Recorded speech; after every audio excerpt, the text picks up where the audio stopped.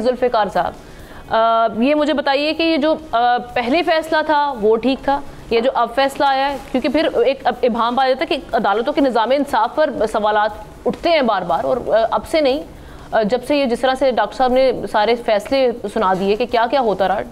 Sir ये हो क्या रहा है बेसिकली, ये जब ये खेल तमाशे का हिस्सा है कि जब कन्वीनियंस के लिए सजा हो गई फिर उसके बाद मुअत्तल हो गई। एक वो कहते हैं कि ना कि वैसे उससे हट के अभी मैंने सुना कि बहुत ताकतवर हैं अदालतें।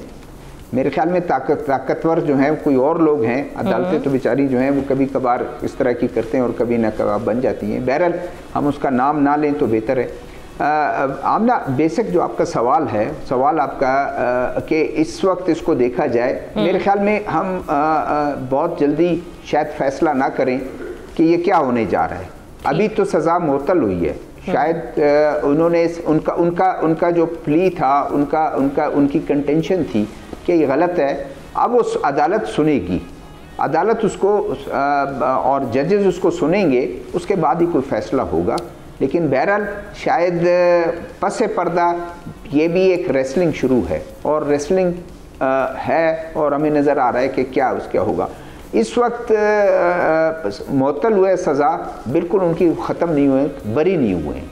सही मुमकिन है बहुत उसमें हमको तज्जिया करने में बड़ी आसानी हो कि उसकी पेशी जब लगे और उसके बाद उसको टेकअप करें और उसकी हेयरिंग हो, हेयरिंग में क्या होता है उसके बाद फिर हमें फ़ैसला करना चाहिए और हम उस पर कोई ऐसी राय दे सकते हैं। लेकिन अभी हम तज्जिया कर सकते हैं कि ये भी हो सकता है और वो भी हो सकता है।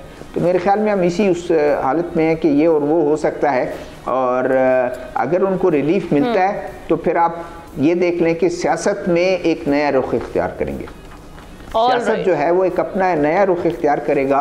उनको एक रिलीफ मिलने का मतलब ये है कि बहुत से मामला तय हो गए हैं और मुल्क और वो क्या एक फिल्म का आखिरी डायलॉग होता है कि सब हंसी खुशी रहने लगे। शायद फिर एक उस तरफ फॉर द टाइम बीइंग, हमेशा के लिए नहीं, फॉर द टाइम बीइंग सब हंसी खुशी से रहने लगे। जी जबरदस्त।